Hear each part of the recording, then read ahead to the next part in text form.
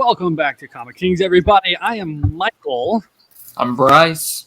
Stefan. And Brandon. Welcome back, everybody. I'm so excited. Tonight we're doing one of my favorite comic book characters of all time. We're doing Tom Taylor and Bruno Redondo's Nightwing. I love this series beyond all reason. How does everyone else find this series? Honestly, this was kind of my entry point to Nightwing, because when I jumped in, it had just started the whole Rick Grayson era. So needless to say, I wasn't reading Nightwing for a while, but coming into this was a breath of fresh air. I absolutely adore this run so far. Fantastic. This is a great starting point for anyone that wants to jump into Nightwing. This Tom Taylor Nightwing leaping into the light is a phenomenal place to start. I strongly suggest you do so. Oh, I love this book. This is the return of Dick Grayson. We've been Return of Dick Grayson since Dixon left the book. Oh my God! We're all excited about this because before this run, before it was kind of vamped a little bit, this is during Joker War. It happened in Batman issue 50 in the Tom King run. Dick Grayson in the story got shot in the head by KG Beast. It was issue 55. Oh, 55, sorry. Oh, 55. And he got shot in the head by KG Beast. And so he lost his memory, but he remembered everything up until the point where his parents died. But he knew he was raised, like they were explaining everything Bruce was in the family, but he never had any of that connection anymore. And so he was in Bloodhaven through his series and trying to find out who he was. There was this new team of Nightwings that discovered all his suits. There's a bunch of cops and firefighters and stuff like that and fighting crime for him. But that didn't work out too well. And he was just this moody, angry guy, calling himself Rick Grayson because he didn't want to have anything to do with the memories that were being told to him because they didn't feel real. It was just a whole mess. Like the lowest point of my my Nightwing love is this Rick Grayson. I couldn't recommend my favorite character to anybody, guys. I couldn't recommend him. But then Cab driver for some reason. I know. And then we get Tom Taylor. Tom Taylor bringing us the beautiful Nightwing book that we have now. I can't wait. Oh, 100%. I'm not gonna lie, I jumped on Nightwing because of the creative team. I was so impressed with what they did in Suicide Squad that I was like, I adored Nightwing to begin with. So them plus that pairing was just like, I was good with that. Top shelf, yeah. And Steph, your background is kicking ass right now. I know. I get distracted when we first started on because I was looking at your the covers. Oh, there you go. Yo, So Tomasi's Nightwing. That's the first issue of his run. Oh, that's awesome. Oh my gosh. But this book is fantastic. You guys said this is a really good starting point. And what was really shocking is how much like DC editorial, specifically Dan DiDio, just did not like characters like Wally West and Dick Grayson because they set legacy characters like Batman, Barry Allen into specific age slots. So if Nightwing is 25, Batman has to be no older than 50, right? Or no younger. No, than 50. yeah, he has to be in. So that's why he decided to erase him from like existence because like in the New 52, he was like basically gone. He wasn't around. Battle of the Cow was during the early days of DiDio's tenure when Nightwing allegedly died. So who knows? Now we have Rick, and now we're back here. DiDio lost his job, and we are finally giving Nightwing purpose, which I'm excited about. I'm very excited. Yeah, I don't know why. Not that DiDio lost his job, but that's unfortunate for him. But yeah, good things happen from it. Exactly. Like I never understood why the big editorial stuff, the higher ups there didn't just embrace Nightwing for who he was.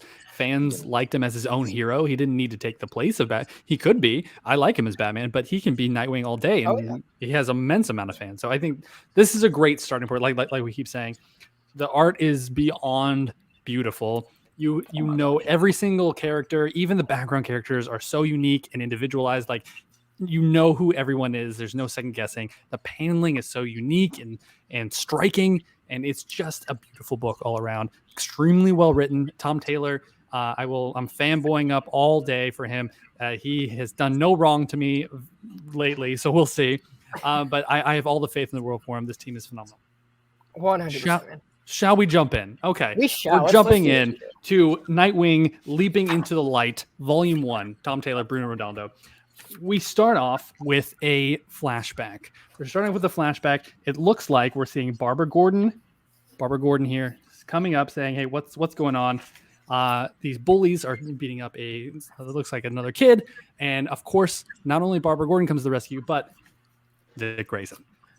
This is obviously during his Robin years. He's trying to hold back. You can see that. But at the same time, he's trained by Batman. All this is like second nature to him already to try to help out.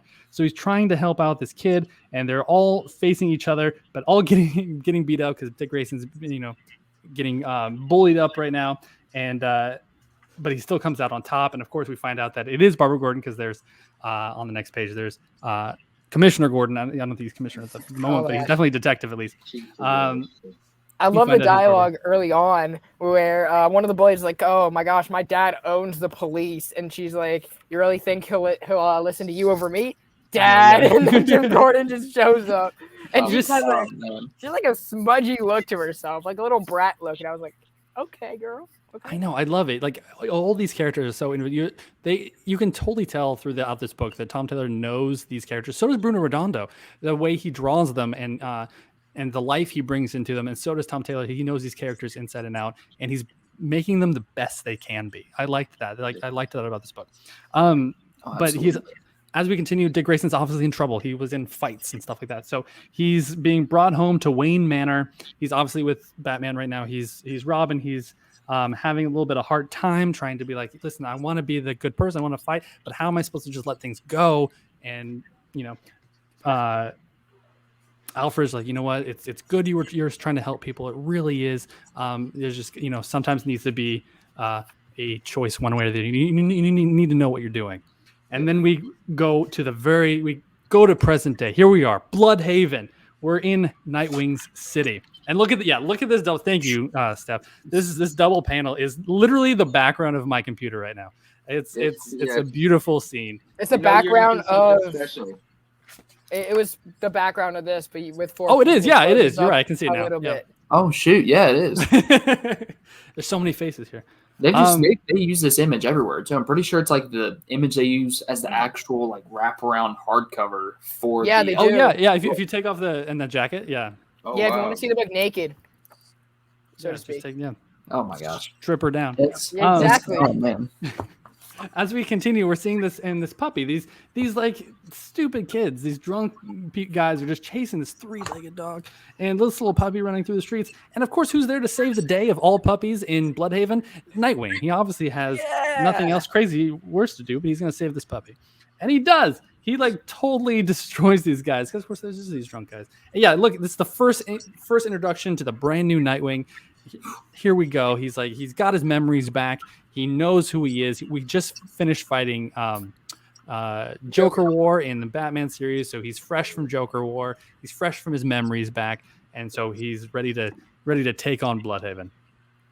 And he rescues this puppy, the most adorable thing. And he rescues this puppy. To me, that's like when I first read this, I'm like, okay, saving a three-legged dog to me is like the most Dick Grayson thing I've ever seen. Yeah. Like taking time to do that, he's like, seriously. No, this is definitely important. Batman could never.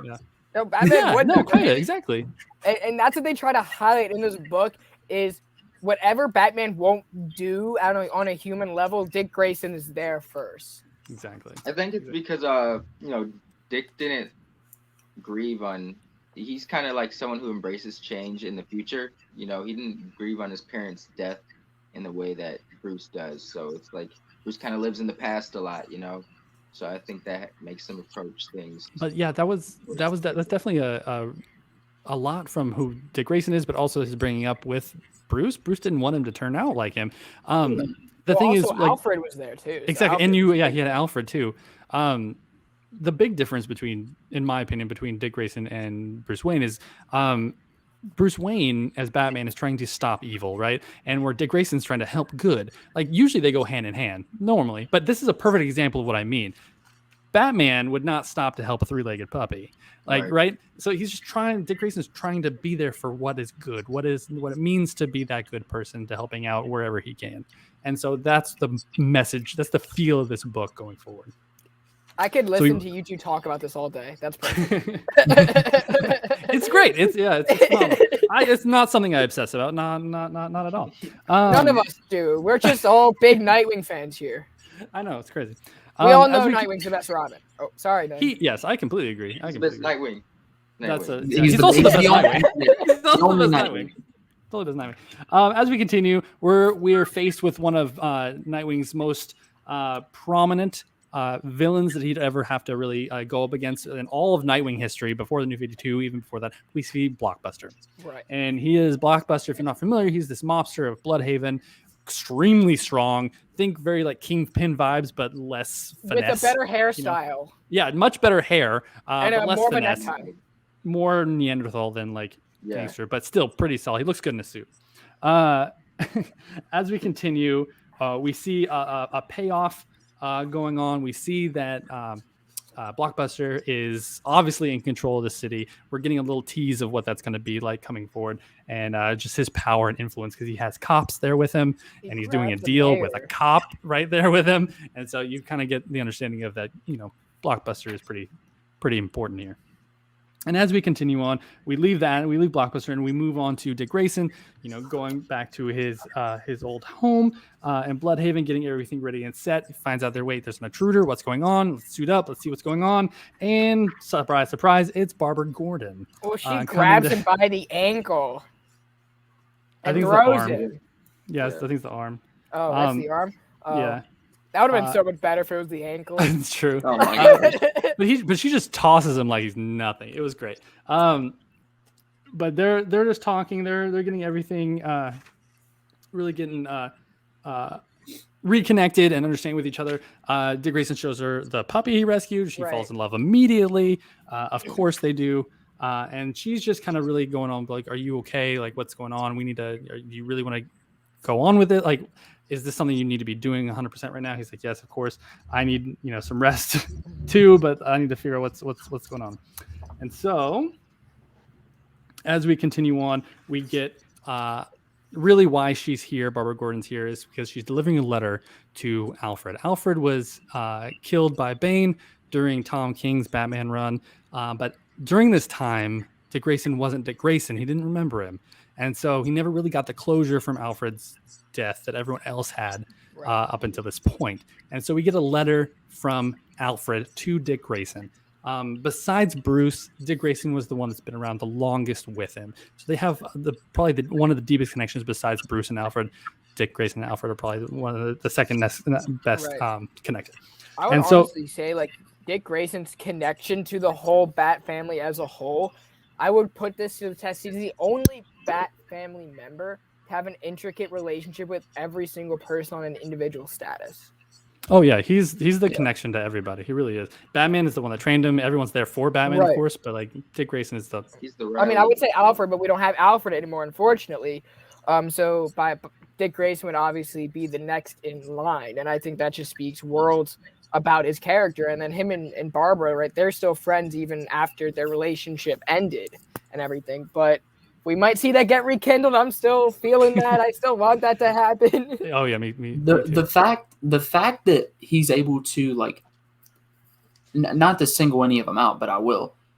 The fact that he is able to break Damian alone should speak wonders. Like how many other members of the Bat? It's Dick and Alfred are the only ones that have like a genuine human relationship on the level with Damian. Oh yeah, that is a great point. I love their connection together. Grant Morrison's Batman and Robin run was phenomenal. I like that the dynamic changes between the Batman and Robin standard dynamic, where you get like this happy-go-lucky Batman and this brooding Robin, and so like, it's a really cool. They have like this great relationship. You also get teased a little bit of that during Tom King's Batman run as well. Like during I forget what the arc's called, but like right before Catwoman they get married, Bruce goes to try to talk to Talia, right? And Dick Grayson and Damian Wayne are like constantly together talking to each other. It's like they're together. Like that's their thing. I like those two together, and they fit very well. Right. That was a big strength of Morrison's Batman run was that relationship that he set up with Dick and with what they set up with Dick and Damian was honestly like fantastic. And I think if that didn't happen, we would not have the Damian Wayne we do today. That's a fantastic point. Yeah, I completely agree. Like that was that was on purpose. I guarantee you, Grant Morrison did that, thinking, okay, this character's gonna be around forever, and I want this relationship to happen, or else it won't be suitable to the character to grow up the way that I intend them to. Yeah, that's all Grant Morrison, and that's 100% to their credit as a writer. Yeah. And the character himself, because Dick Grayson's like probably one of the best leaders in all of DC. So you have that like wanting to do right by Dick Grayson. You have the heart and the character being, instilled upon Damian by Dick Grayson. So it's just a really, really cool dynamic. Of course. The letter from Alfred is stating that Alfred has left him this very big fortune. Dick Grayson is now a billionaire. It turns out that Bruce was paying Alfred the entire time. And so he left his fortune to Dick Grayson. Obviously, Bruce didn't need it, and Bruce probably wouldn't want it anyways. And so, of course, he goes to Dick Grayson. So Dick is just sitting there with this and seeing what he can do. Link, how's your Alfred impression? You have a good Alfred impression? Yes, sir. Master Grayson. Okay, good. Now read the letter in your Alfred impression. Oh my God. Master Richard. Master Grayson, please don't be alarmed. I didn't foresee my own death. That was not terrible. That's not Stefan level, but that's not terrible. That was pretty good. Please do remember me, Master Dick. It's true. Wait, Bryce. That sounded weird. Don't say that. That's what he called it. Can't help it, it's his name. But yeah, I mean, that letter made me tear up a little bit. I'll admit that's why we call him Master Grayson, not Master Dick. That letter did make me tear up a little bit. Go on, sorry. I usually don't get emotional when I read comics, but this that letter from Alfred started to get me. It's true. Yeah, it was really good. It was really good. Yeah. If we're making fun of his name for a second, I want to add that was probably the greatest DC advertisement, or I would even argue comic book advertisement, when the Grayson series was coming out, first came out. The advertisement was like, "You might know Nightwing, but you don't know Dick." And so that was the greatest ever. I was like, "Wow, DC, you have some balls there. That was pretty big." I didn't think DC would ever do something like that. That was phenomenal. Wow, Michael, so many puns. You have some really leaning into it. Wow, I know, that was great. Really leaning into it. It was great. The end of this first issue ends with, we see the person that Blockbuster was talking to and threatening. We see her coming back to her apartment. There's another lady there as well, and they're talking to each other. Her name's Melinda, and we see that she has an interest in Dick Grayson, and she seems to know his past because she sees she has the Flying Graysons poster in the background of her apartment as well. So that's the end of the first issue. As we go, we see some really cool variants going on. That's like one of my favorite covers right there. So cool. Yes, sir. And there's Barbara opening the window. Yeah. Yes. Yeah, that's what's cool. But this page, though, this introduction page to the very next issue is so cool. This is such a beautiful page. Beautiful spread. I love the paneling is still there, but it's not needed at all. It's amazing. So cool. And it's just different costumes going forward. I don't like the red one. The new 52 one? Oh, the new 52? I don't like it. You just hate them. You just hate that run, Brandon. It wasn't bad. It wasn't a bad run. It's nothing great. I won't try to defend that run, but it wasn't bad. I was entertained by it. It's probably just a lot of Kyle Higgins. Yeah, Kyle Higgins is just a lot of fun. Same thing with Radiant Black. It's just a lot of fun. Okay. We are going into the next issue. It's the next few pages are just kind of a rehashing of who Dick Grayson is, his past, his training, his friends and family, because that's the biggest thing about Dick Grayson and Nightwing is his relationships. You read his book, you read his story because his connection to others, like we mentioned before with the Bat family, but also the Teen Titans, his other Robins. Like, it's a really important thing when talking about Dick Grayson is his relationships. And that's kind of what we're talking about. Dick Grayson and Bruce Wayne have a very similar origin story, right? Their parents were murdered in front of them, and look how kind of like different they came out. Yeah. Really, really, really cool and dynamic there. But as we continue, we're seeing Barbara is still there trying to help him out. She's in love with this dog, and who wouldn't? Oh, she's such a cute puppy. I know. and they're kind of like talking on what to do with his money that Dick Grayson got, what to do with the city in general. Like, he's back. He wants to really dive into Bloodhaven. He wants to save it. He wants to be the hero that Bloodhaven needs. And these next scenes are just great. Like, the next thing isn't the next few pages are not even anything too crazy. Like, it's just fun. This is a fun book to read because you're seeing the interaction. Like I said, the relationships that is what you read Dick Grayson and Nightwing for. And with Barbara Gordon there is one of the biggest ones. And so they're really just going back and forth. The back and forth with each other is just amazing. And they're talking what to do and where his focus needs to lie. And it's discovered he's finding this. He starts talking to this homeless family's father son. And he's like, you know what? Hey, pizza, Michael. I can do it. I can pay for you. Like, I have a lot of money now. Let's go. Like, I really like how the pizza place is called Marv and George's. That was a cool shout out. Yeah. Yes, that was phenomenal. That was awesome. Thank you for pointing that out. I almost if you guys didn't notice, it's going out of business. So it's one of the subtle plot points in here is eventually when we go down the story, we find out that Nightwing or Dick Grayson ends up really saving that business. Yeah. It's really cool, and that's a really cool throwback to Marv Wolfman and George Perez, the new Teen Titans run. Really, really cool. But Dick Grayson's buying these pizzas for all these homeless families going on. Everyone gets to eat tonight, and he's feeling good. And then he realizes that someone stole his wallet, of course. And so this is also the introduction to the Bat Chat. The Bat Family Chat. Bat Chat is probably the greatest thing. I can't wait to see more of that. And Barbara Gordon's like, I can't wait to add this to Bat Chat. No one's going to believe it. It's going to be great.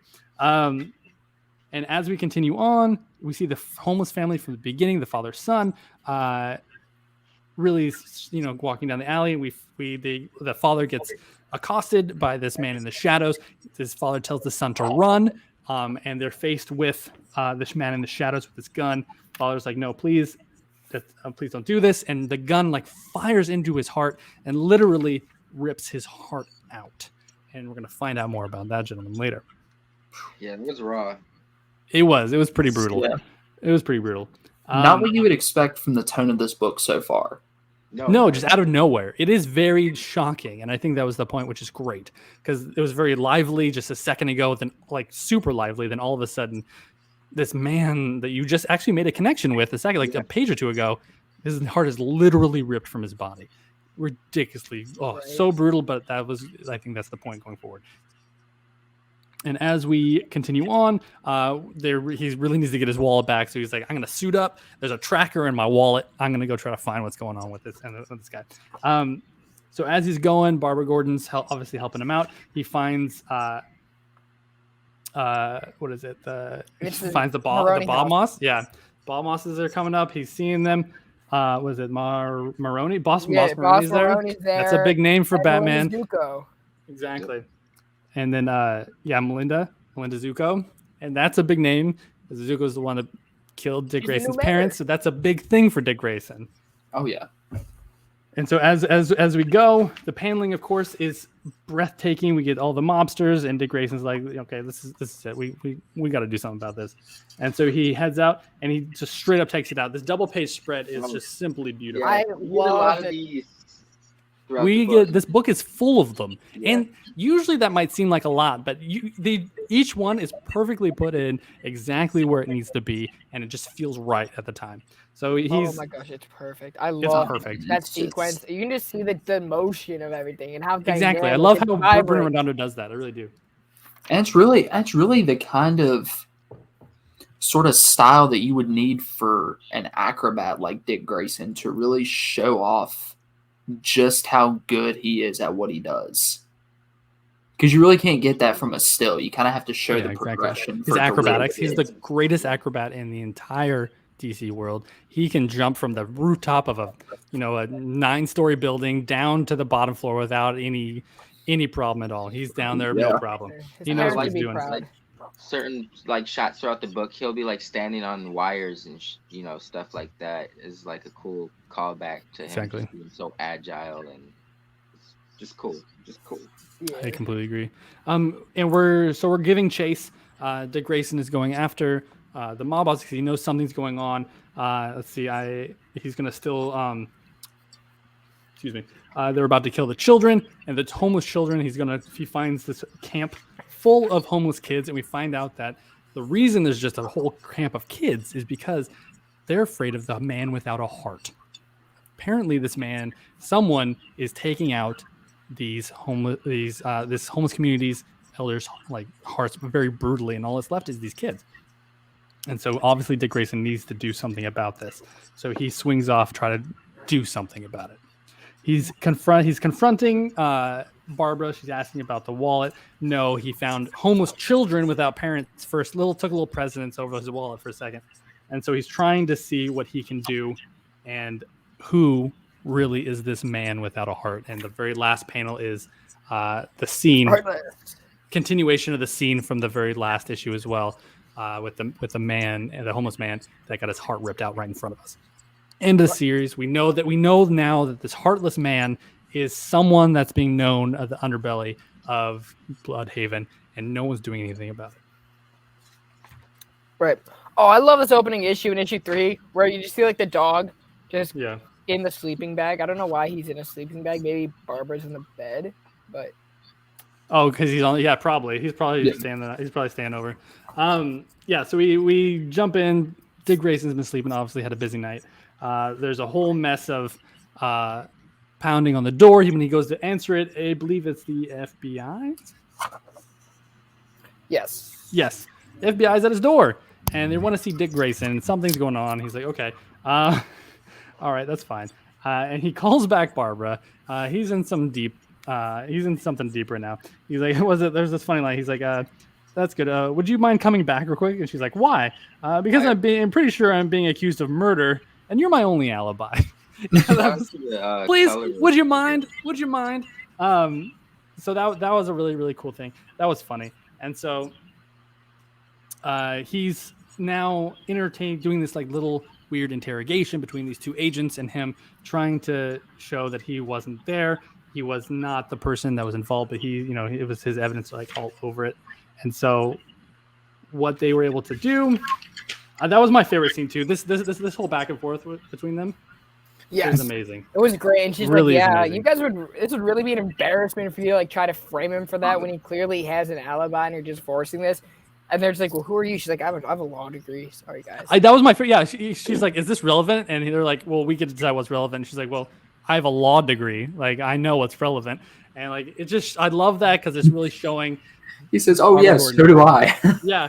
Barbara Gordon at her best. She's always the smartest person in the room, and she knows it. And I love that about her. She's always got Dick Grayson's back anyway. So this is a really, really, really cool thing. Something we completely missed from the Titan show is they didn't show how smart Barbara really is. I know. Yeah. That was a huge shame. That's why she's Oracle, man. That's why she is Oracle. And that's why not only Batman used her as Oracle, but also the Justice League used her as Oracle. They had a whole network. This is probably before the New 52. But like, that's what I loved about Barbara Gordon is that she was so intelligent and so knew what she was doing to a point that even the Justice League needed her. Yeah. So good. I don't think people bring that up enough. People don't give Barbara enough credit. Exactly. Not at all. And as we continue, Barbara's like, you need some help. This is too big of a job for you to do on your own. This is a lot to take in. He's like, okay, who do you have in mind? And of course, we get Tim Drake, my brother, as the current Robin again. He is here. I like how they de-aged Tim Drake a little bit. Now he seems like more. I love how he's not the Drake. Yeah, don't do that. Don't. I don't even talk about. Don't bring that up. Okay. The Drake, whatever. Drake. What a great superhero name. That's your last. Whatever. Okay. Thanks, Your last name. Talk about a secret identity. Yeah, Bendis did that. Like, ugh. Whatever. Oh, well, hey, Bendis is the king of outing people's secret identities. So he really is. Yeah, Superman. Yeah, whatever. No, Superman, like Daredevil, Tim Drake. Oh my gosh, he has a specific writing style of he'll change a character's name, costume, and retell their origin story. He did the same thing with Superman, and he still gave away his origin. It's true. Or he still gave away his identity. Rather, he's like, "I'm Clark Kent, everybody." Yeah, it's true though, and like that was fine thing, whatever. But it just didn't go anywhere. I'm like, yeah, it didn't do anything. What was the point of that? Like, what was the point of that? I like to see her. The book 10 issues later. Yeah. So we get Tim Drake. He's helping out. I love this. I love, like I mentioned before, Dick Grayson needs his relationships. That's why we're reading this. And we get another one added in. He even says it, my brother, Tim Drake, as he's being introduced, which I love. But why does he call on Tim? Right Why do you think he calls on Tim instead of anyone else in the Bat family? Tim's probably the most reliable. Tim's the best Robin. He's the well. I mean, he's being accused of murder, and Tim's kind of the best detective outside of Bruce. He needs some help. Yeah. Also detective help. Also during this, Damien is off on his own. He's probably doing his own thing. First, he's on that fighting island first off as well at the time, and so he's off doing his own thing. Red Hood is off probably being Red Hood, right? So I mean, if you're being accused of murder, the last person you're going to call is Red Hood.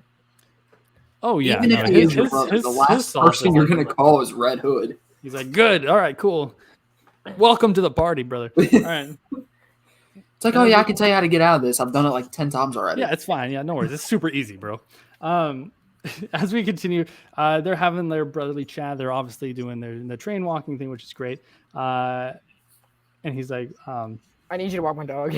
I know, that was funny too. Like as we continue, he's like, "Do you mind taking a walk?" And it was a funny moment, but it really has a strategic value. Because we find out that of course there's this homeless camp of kids, and Dick Grayson is a little older. They're not going to really trust him, and so he lets Tim Drake infiltrate this homeless camp of kids to try to get more information. Yes, please. I was just about to say thank you, Steph. Yes, I love these little things so much. It is so funny. Yeah, they almost remind me of like those like the style of those Tiny Titan shorts from like the 2000s. Yeah, I do love yeah, like the 2003 one on yeah. But it's so good. We find out that this a lot's been happening in this camp. People keep disappearing. Tim doesn't really know how to proceed. He's trying to get these people these kids to trust him, and he continues on. And then we come across two known Nightwing villains, the Electrocutioner and Brutal. Thank you. Yeah. Really cool. See, it even mentions down here in an editor's note that this Brutal, you can see where Robin is. Robin's on his fight island, and so yep. They are being sent by Blockbuster. They're trying to, get the city under their own control, starting one fear tactic at a time. And of course, when there's a whole camp full of scared children, who's there to rescue you? It's obviously who are you gonna call? There's Nightwing. Of course. Nightwing, yeah. And he's standing on the barbed wire or the wire there. Yeah, with ease, sir. With ease. Oh yeah. Perfectly balanced as all things should be. Of course. And of course, Tim Drake costume changes like crazy fast. He's back now as Robin. I love these little paneling too. It reminds me a lot of Aja's like Hawkeye series too. Yeah, I was just gonna say that. That was awesome, man. Love that. It was phenomenal. He's like, here, Robin, here's the bow staff now. And so I love these fight scenes together. Dick Grayson just works so well with whoever he's with. It's just crazy. He instantly knows how to know exactly where to put each other. That's veteran experience right there. Exactly. They work so well together, him and Tim, being able to take down these two B-list villains. We realize that this camp now is on fire for some reason. We don't know what's going on. So now it's a rescue mission. There's all of these homeless kids, all these homeless families. They need to be rescued from this like pier camp that's now on fire. And as we continue on, the fire is getting bigger. They don't know what to do. And we are finally introduced face to face with the Heartless Man on the last page of the third issue. As he's trying to save everybody, now he has to deal with this villain that we saw brutally murder someone in front of our eyes. This is going to be great. So that's the end. That's the end of the third issue. Get ready. I know. Here we go. Big step up from knockoff Shocker. It's true. Yeah, it's true. It's very true. As we go on to the next issue, we are back with Melinda Zuko. She's being sworn in as the new mayor of Bloodhaven, and that's going to tie into what Blockbuster was like. He's like, I'm going to pay off the new mayor. Now I have the mayor under my belt. This is going to be great for me. And so as we continue, she's sworn in, and then she goes to the very next room into exactly what I was saying before. This Blockbuster saying, okay, well, welcome. Now you're just part of the team. Congratulations.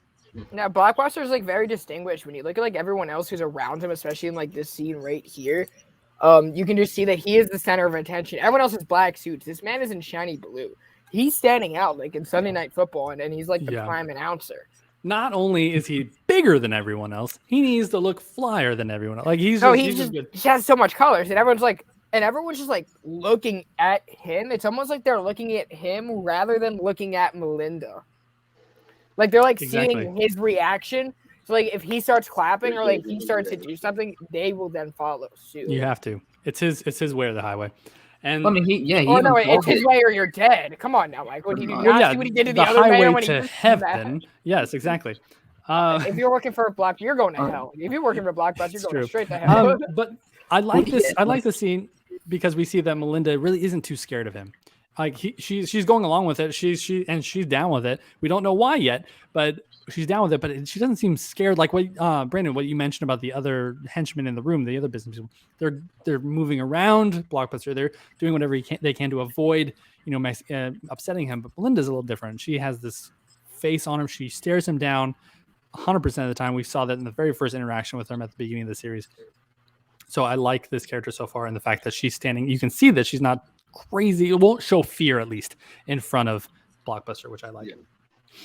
As we continue, we go back to the main adventure, the main action with the fire at the homeless camp, and Tik Grayson's trying to save everybody, and we are introduced back to the Heartless Man and Oracle. There's something going on with him because Oracle's like, hey, I can't pinpoint this guy. None of your cameras are letting me read what's going on with this guy. Something is seriously up with him, so be careful.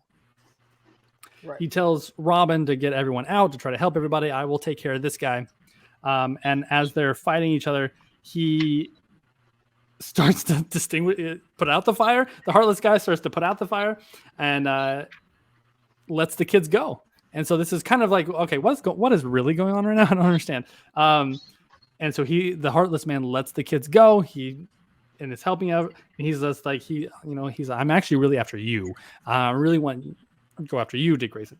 And so they start fighting. And this whole thing where he just like catches his thing is just really impressive. We see already what we're dealing with. That should have been a trick arrow. Yeah, exactly.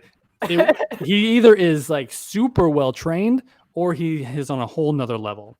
Yeah. And we find out he's both. He is super strong and also very well trained, so he has to adjust. And we in the thought bubbles going forward, Tik Grayson's analyzed this. He's quick on his feet. He knows what he's doing. He's been around superheroes his entire life. He's been around superheroes and supervillains that have been way stronger than him his entire life. He knows how to handle these guys, so he just had to adjust a little bit. And here we go. Right. I think what's really, really cool about this Heartless character is the fact that we've seen Blockbuster, and Blockbuster for like long-time Nightwing fans, that's a pretty big deal. That is a big deal. So for you to like, when I'm looking at Blockbuster, I'm like, oh shit, we're not getting bigger than this. Like we're here, but that's servicing longtime fans and newer readers just because of like how big Blockbuster is. But now you have this other guy who's up here, so we have someone bigger than that. It's like it's like raising the stakes while still paying off people who have like been with this character for a long time. Completely agree. And not only is Tik Grayson having a little bit hard time dealing with this guy because he's having to adjust his fighting style to incorporate the super strength. Now we find this extra level of intensity being brought in the fight where the Heartless Man is saying, you know what, now there's a bomb. I have a bomb and I can set it off at any time I want. And so Tik Grayson, Nightwing is just like, all right, Robin, please get everyone off on the pier right now. And he blows it. He does it. I don't think Tik Grayson thought he was going to do it, but he did. He blew the pier, but Tim Drake was able to get everyone off in time. I love this panel coming up with like Dick makes out the call to all the boats nearby. Oh yeah. Just thinking ahead, just knowing that this is a dangerous situation. He knows what to do. It's instinctual at this point. This is what needs to be done, right? Even Tim Drake, who is also extremely experienced, like falters a little bit during the scene, but Dick Grayson does not. Even Barbara Gordon a little bit. Like, what are you going to do? Like, not coming up with solutions herself. The man in the situation takes charge, and that's what he does. Thinking on his feet. Yeah, exactly.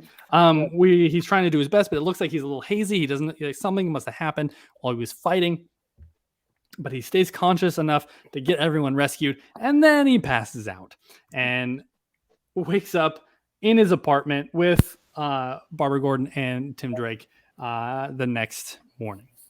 Right. Oh, and the dog. I want to point out that the dog is like really happy to see him. Oh, of course. And we actually get a name for her now. Bitewing. Bitewing is the most adorable thing in the whole world. And so that's the thing now forever. And they're just talking about what happened and what the kids are safe, and it turns out they are. And but her name is Haley. It's not Bitewing. Yeah, Haley from Haley's Circus. Yeah, exactly. Hey, the dog also has a superhero name, which is Bitewing. But yeah, her real name is Haley. Yeah. Bitewing. You gotta preserve her secret identity too. It's true. No, it's very, very true. Barbara Gordon and Tim Drake are just giving Dick Grayson a little recap of what's been going on while he's been passed out. One of the big things, though, is that there's a new mayor, Melinda Zuko. And again, that's a big thing for Grayson with his past that her father. Yeah. And she was raised by the Maroney crime family. So it's like, okay. Exactly. There's a little bit triggered too. Yeah.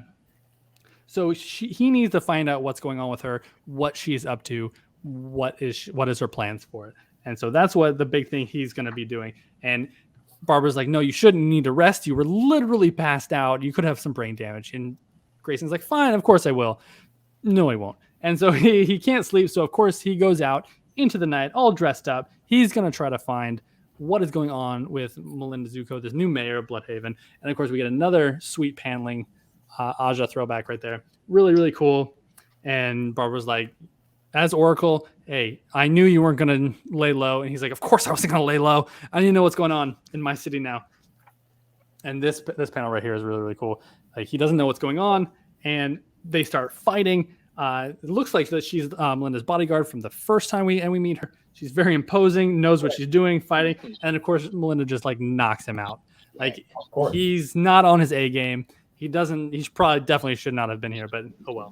Well, he got a concussion. He got whacked in the head. Exactly. Bullet to his head. He's had a lot of head damage. Which I think it's like really fun that we're dealing with this, because a lot of times in comics, like they'll be fine in like 2 days. Like I think one of my biggest pet peeves about the Daredevil thing is the dude died and he's back like a month later. Yeah. Right, and it's like, but like we kind of saw the effects of that because he killed someone, but because the sensors were like there, but it's still like he shouldn't have been in the first place. But it's like I like how we're dealing with the repercussions of going out. Yeah, I love it. To your point, Brandon, yes. I don't think they do that enough in comics. One of the biggest ones I liked that in was the original Vertigo Hellblazer run, John Constantine.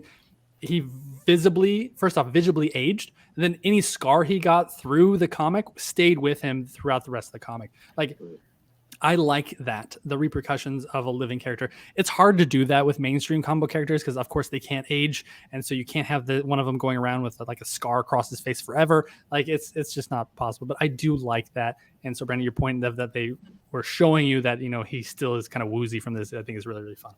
Yeah, because that original Hellblazer was Vertigo, right? So Vertigo, they could do stuff like that because it was essentially like the creator owned before the creator owned. Exactly. Yeah, they were allowed to do that. I mean, they had some DC stuff crossover without being actually named DC stuff, but obviously it was. But yeah, it was very, very loosely tied, which was nice. They can do whatever they wanted. But as we wake up, Nightwing was knocked out once again. His brain is not doing well right now. He wakes up tied up in a chair, and he realizes his mask is off. Not a good time to wake up as a superhero with your mask off. And you find out that Melinda Zuko knows who he is. Obviously, she does, because when we first introduced to her, she has a poster of the Flying Graysons in her apartment. So she knows who Dick Grayson is. And Dick Grayson superhero busts out of his ropes. Obviously, he can't be held. And he's like, I know you too. I know what's going on. And he's like, you're the daughter of Tony Zuko. She's like, no, actually, I'm not, bro. I'm not. you need to know the truth. My real father was John Grayson. The end of this 4th issue is a huge thing. I literally reread this ending. Yeah, actually, I'm your older half sister. Welcome to the family, bro. And so this was such a big thing. This is such a big thing. I was so worried about this too. I really was, because I was like, every incarnation of Dick Grayson's parents were always really like wholesome people, like it really didn't go out of the box at all. So having this kind of depth to them was really interesting to me. His father stepped out. What? This is crazy. The one thing that I do hate about not this book, but the way that popular series are treated nowadays is they get spoiled very quickly. Because I remember this was spoiled for me on like the week before it came out by someone who got an exclusive copy. Yeah. Right. And it was like all over social media. Like Melinda Zuko's identity was revealed. Like, and to me that was like a spoiler, because I was like, I didn't really want to even see that her identity was coming. So I can only imagine like people who are hardcover. I would say trade waiting it, but DC nowadays is hardcover waiting, or else you have to wait another year for the trade. Yeah. So like if you're just picking this up, this came out last week in local shops, 2 weeks ago, right? This was already like everything about this book was probably spoiled through like Instagram. Like I get like you can avoid other YouTube shows that talk about it, because I know we spoiled it on Weekly Wrap Up the following week it came out.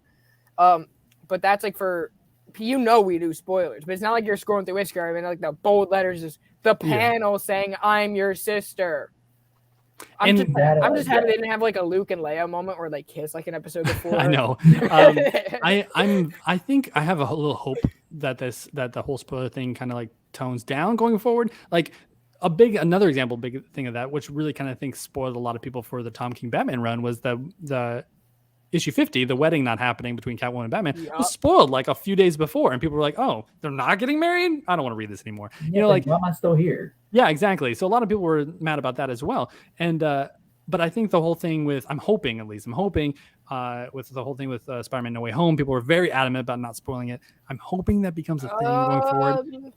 I'm hoping that becomes a thing. You can't stop everybody, but I hope less people go forward. Here's the thing is there's many different aspects of the comic community. People who benefit from spoilers the most are people who are selling those books. So if you're benefiting from Spider-Man No Way Home, you're throwing up I'm not going to say it because this is dropping on Friday. So you're going to see this on Friday. So I'm not going to spoil anything, but you're going to see a lot of those books, right? People who have a personal gain in this, like, and in my recent experience, it's been about money. So, right, or you want to get ahead and tell your parents. It drives views. It drives views. Right. So if you're not in the game for what's on the inside of the pages and you're spoiling, just get out of it. Just leave. Right. I think a lot of people are trying to protect their investments more than they're trying to be that fan that they once were, because even if you are an investor or you're reading the books, you still came to the hobby for the same reason everyone else did. Right. So for you to go out of your way to spoil stuff like this just to gain a few more bucks is stupid. I'm back. I completely agree with you, Brandon. Like no, thank you. Again, you can't stop everybody, but hopefully we're making a kind of a culture and a new way forward. I'm being a little optimistic here, but hopefully we can at least tone it down a little bit than what it has been before. Well, I know, like at least for No Way Home, TikTok especially was horrible. Yeah. Good. Yeah, there were scenes just already up on TikTok. And that's probably the most popular that and Instagram are probably the most popular social media apps out right now. So I can only imagine, like, I don't really see, for movies, I don't see it getting any better. Comics, sure. I'm a little more optimistic, but we've got like the Batman and stuff coming out next year, the Flash, which I already know are going to be horrible. No, the Batman I'm excited for. I'm super excited for the Batman. I can't wait for the Batman. Can't wait. But I can't hear you, Bryce. As we start into real quick, the next issue, we've been revealed that Melinda Zuko is not the daughter of Zuko, but in fact the daughter of Dick Grayson's father, John Grayson. And he doesn't immediately ask her any questions. He's like, oh, hold up. Can I have my mask back? And she's like, why? I already know your identity. The mask is kind of pointless now. He puts the mask back on. This is one of my favorites. I love this scene in the entire series so far. He's like, Oracle, are you in? And Barbara's like, oh my God, there you are. We lost track of you. I literally called in the army. Like she called in everybody. There's like a literal code that she says, and then everyone drops what they're doing to go rescue Dick Grayson. Like everybody, the Teen Titans, and like the look on Batman's face is, he's like, I will not lose you again. You know, like it was the greatest thing. And but the moment she's Troy, I know, yeah, she called Donna Troy. She called everybody, and I love the moment Barbara's like, oh, never mind, don't worry about it. He's fine. Batman's like, okay, bye. I have other stuff to do. He's just turned around. He's like, I'm too broke for this shit anyway. Yeah, I have a lot to do right now. Peace, yo. Okay, I'm too broke. He's cool. All right, I'm gone. I love that. That's really, really cool for me, at least. I'm just happy that we saw Donna Troy for like the first time, and I mean, we just saw her in the recent, what was it? The recent Wonder Girl issue. She came in at the end, but yeah. Other than that, we haven't really seen Donna Troy at all. Yeah. But now the superhero world knows that Nightwing's okay, so he can be like, all right, everybody calm down. Let me see. Now I have that taken care of. Now I need to really kind of take care of the fact that I have this hidden half-sister out of nowhere. And so we dive into this, and really she's like, okay, do you want to meet my mom? Like, and she's there. And so we get the history. We meet Melinda's mother, and we're getting a little history of what really happened. And I like this quite a bit. Yeah. So really, Melinda's mother and Dick Grayson's father knew each other. They all worked at the circus. They knew each other really before John Grayson really was really with Dick Grayson's mother, and so they kind of had a little thing. Yeah. He protected Melinda's mother from any kind of violence, and so she kind of fell for him a little bit, and they kind of had a little fling going forward. They all worked at the circus together, and it's like the marching band. Exactly. They had a little thing. She had this huge crush on John Grayson, and she would watch him train and be together, and he continued to look out for her and rescue her, and until there was a moment when eventually Melinda's mother and Dick Grayson's father did hooking up, and that, as one does, what happens? They made Melinda baby. Made a Melinda baby. And so she just went off by herself. She's like, I can't ruin what John and Dick Grayson's parents have now that they're together. I'm not going to ruin that for anything. So I'm not really going to tell anybody. I'm just going to go off by myself. And especially when she's like, okay, I'm now that, my daughter wants to know her father, she goes back to the circus and she sees that Dick Grayson is there. John's happy with Dick Grayson's mom as well. They have a nice little family. She's like, I'm not gonna ruin that. In her mind, I'm not gonna ruin that. And so she leaves, and she sees that they died at the hands of the gangster Zuko, and Dick Grayson was the only one left. Right, and then Melly and the wife or the mother and Tony Zuko end up. Well, he was exactly. That's how they get involved with each other. And Melinda. It's because Tony knew, and he.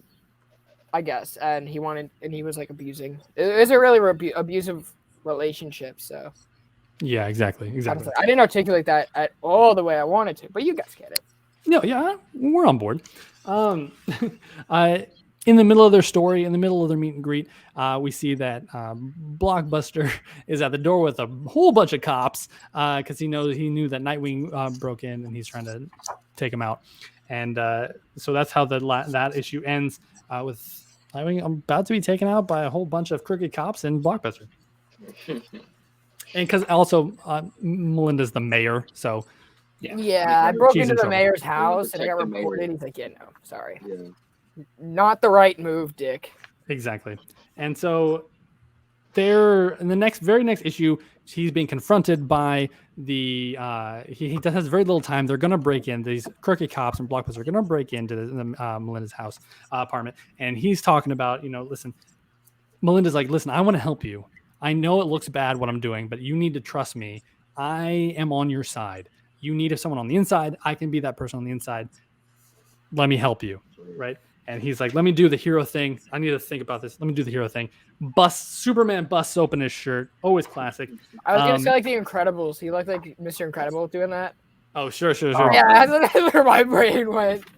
He does a little plan. He ties up Melinda and her bodyguard to make it seem like they were never in on this, and Nightwing took advantage of them. And so Blockbuster goes after Nightwing, and they're fighting, being confronted on on the roof, and they are talking about, listen, Blockbuster's like, this is my city, bro. Like you're not gonna take it from me. This is, you know who I own here? I literally own everybody. I even have the mayor.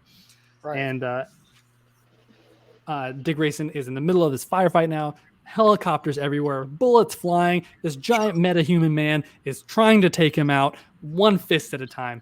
And so he's also concussed and on the injured reserve and shouldn't be doing this in the first place. And just found out he has a half sister that's now the mayor of Bloodhaven.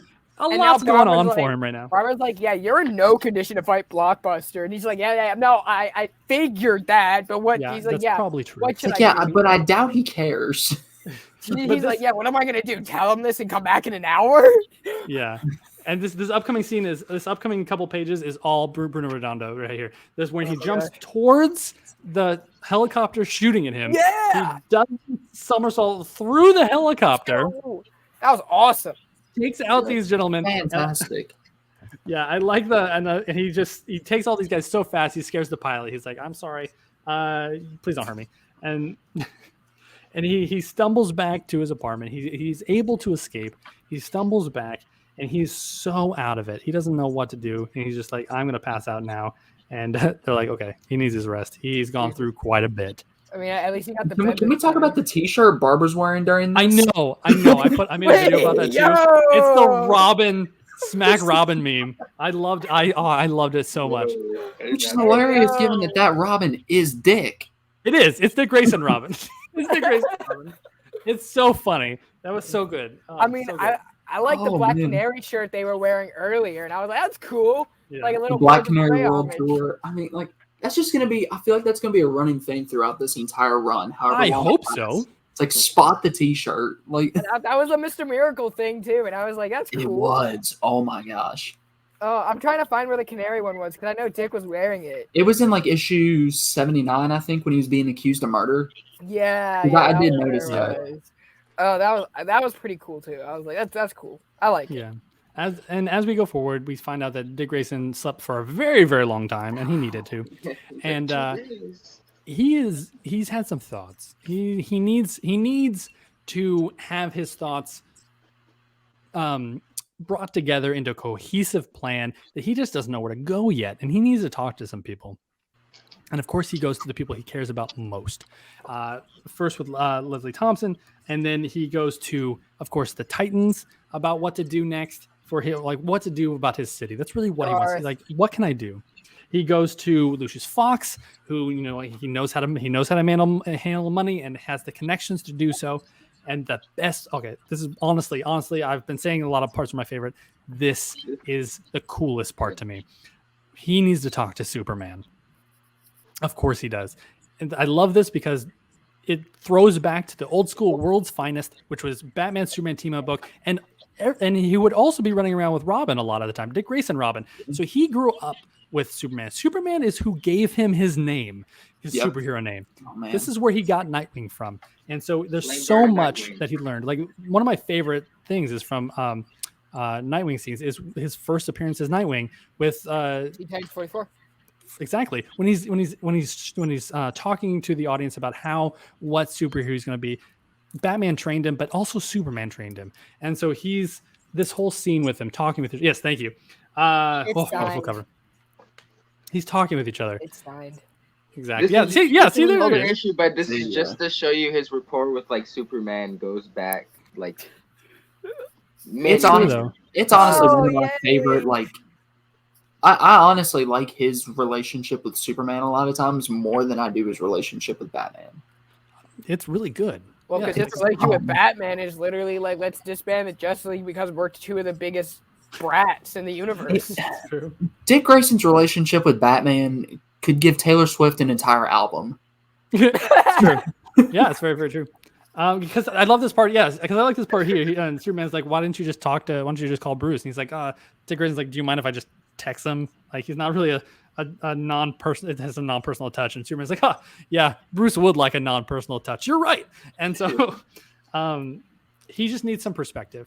And the thing with after Dick Grayson explains his like plan to Superman, and Superman's like, you don't need my approval, man. You just need you already know what you're doing, bro. Like that's so Superman. He's like inspiring the other people to take it on themselves, that you got it. You have the strength. Inspire. You got this. And that's all he's doing with Dick Grayson right here. Superman is inspiring Dick Grayson.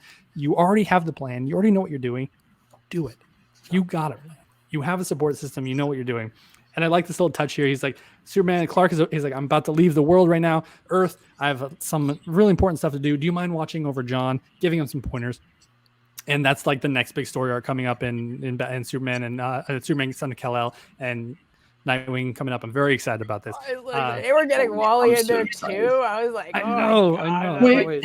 It's really going to show like the passing of the torch too, because now we're seeing Nightwing be sort of that mentor figure to his son, the way that Clark was for him. So it literally is just a progression down the line that I love to see. Oh yeah, I can't wait.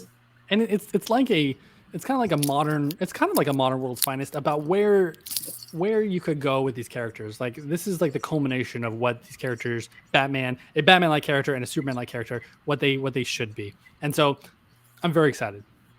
But as we go on, we see that there's going to be something going on. There's a press conference going. There's a bunch of press trucks out front of Dick Grayson's apartment because he's going to step out as Dick Grayson and tell the world his plan. He's like, I know it's time for Dick Grayson to be the hero now. Right? And this whole thing. And then we turn the page and they're macking out. There we go. Yes! I like it. They're obviously together now. I loved it so much. Yes! It's so cool. I was hoping for that the entire time. So good. She is so good for him. He is so good for her. I like it. Oh my gosh. Yes. And we see Dick Grayson step out onto the steps of his apartment and to make this big announcement to saying that he is giving away his entire fortune to help the city of Bloodhaven. Like this is something that he's going to be doing. He doesn't need the money. He doesn't want it. And if he can do something with this money that Alfred gave to him, because Alfred knew in that letter exactly, Bryce, at the beginning, that letter from Alfred is so emotional. And it just brings something more to the character, and he gives it right back to the city, the people that he cares about, because that's Dick Grayson for you. And I love it. And he's telling his plan. Absolutely. And then we see the bat chat. I love it. I love that Cassandra isn't words at all. Like it's all emojis. It's classic Cassandra. And then my favorite one's Jason. Wow. Yeah, Jason. You still owe me $20, man. Like he's like, his work, and then David's like, not that it's a competition, but you win. Like, yes. Yeah.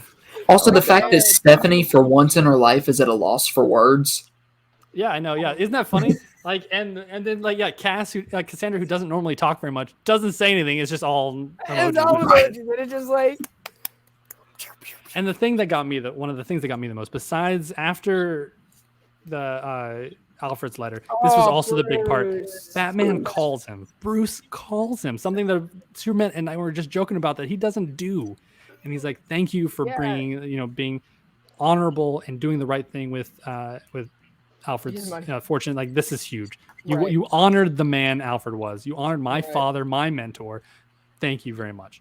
And I thought that was a huge thing. You said it yourself a page earlier. It was like, you think after he stands at the dark side, he would do anything to avoid a conversation. Yeah, exactly. Like that's just not what he does. And he felt Bruce Wayne felt so moved. This is his son, his brother. Like this is like he's like, I'm so proud of who you are and who you become. Right. You're the best of us, bro. And so like that was really cool. The very last page of the storyline. He didn't call him bro. He called him son. Yes, son. Exactly. Way better. We find the heartless man in an office. He seems to be very well off. He seems to know what he's doing. And he's saying that yes, he owes Dick Grayson something. Like Dick Grayson has affected this man's life in some way going forward, because they were watching the news broadcast of Dick Grayson's announcement, and we see this wall of hearts in the background, and so we know that this is going to be a big villain coming up. If he's, taking that, he's killed a ridiculous amount of people already. This is someone that needs to be stopped. He's someone that is bad news, and I can't wait to see where this story goes.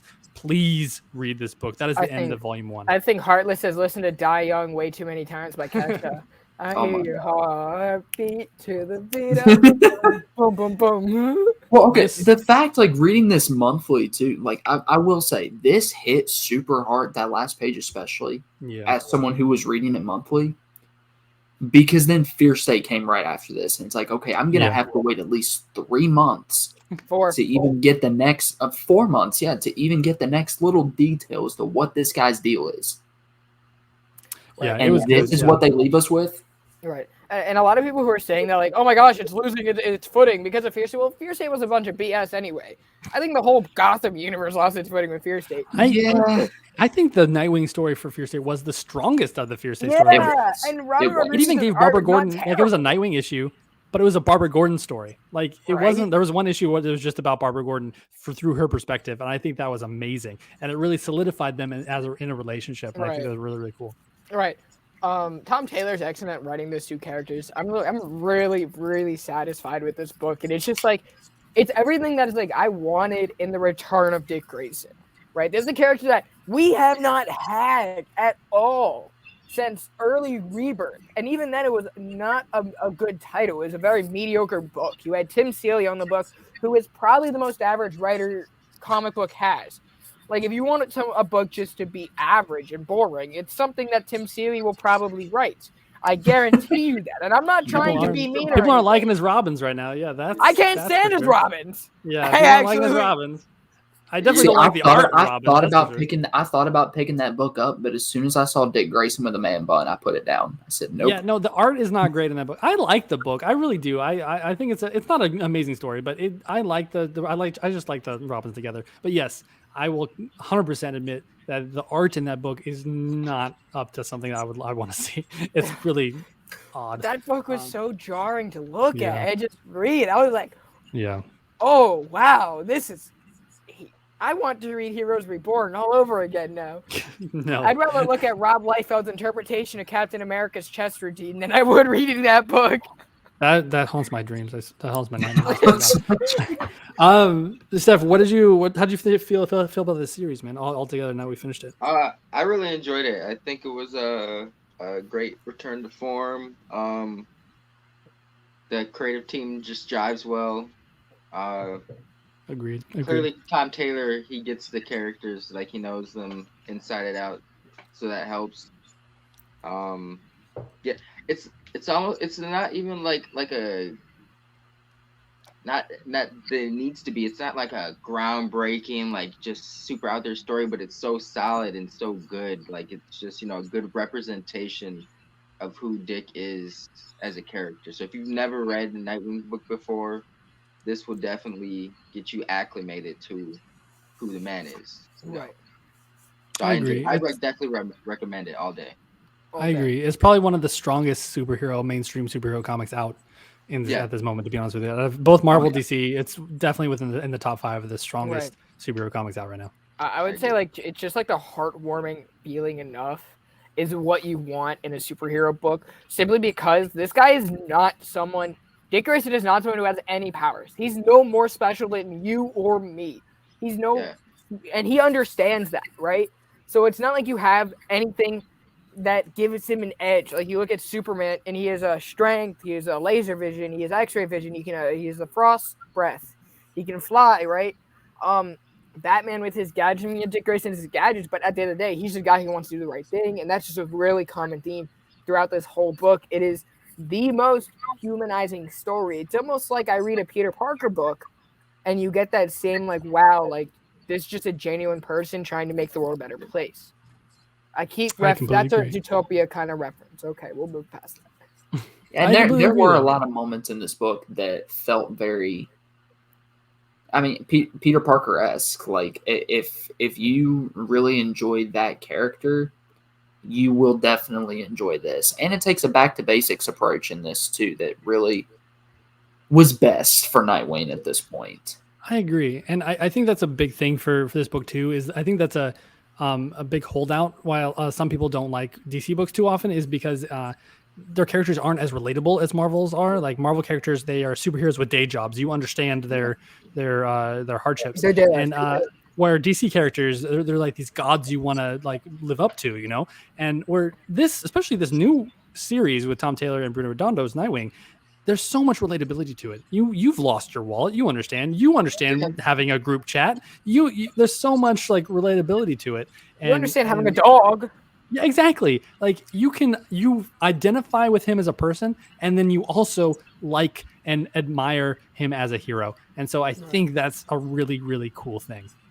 Right. He's also not the worst person to look at. Also, he's handsome as hell. Also, right? He's just so good looking. That's also a thing. Good for him, man. Yeah. Good for him. Yeah, I was reading this book and it became my inspiration to start working out again next year. Like everyone's inspiration to work out. Yeah, I completely agree. It was funny because a lot of my hip recovery, like after the surgeries, was a lot of like. There's like a running joke in the DC world that Nightwing has the best ass in the world. It was like a running joke, and it was funny because I was at the gym one time and I was wearing this shirt when I was doing my butt workouts. That's how I recovered from my hip surgeries. I had to get those muscles up. Good. And I mean, he does. He's the greatest. Didn't need that imagery in my head, but thank you for the story. I was on Dick Grayson mode, especially with the compliment I got because I was doing like at least like 250 pounds and like 12 reps. I was like, that's awesome.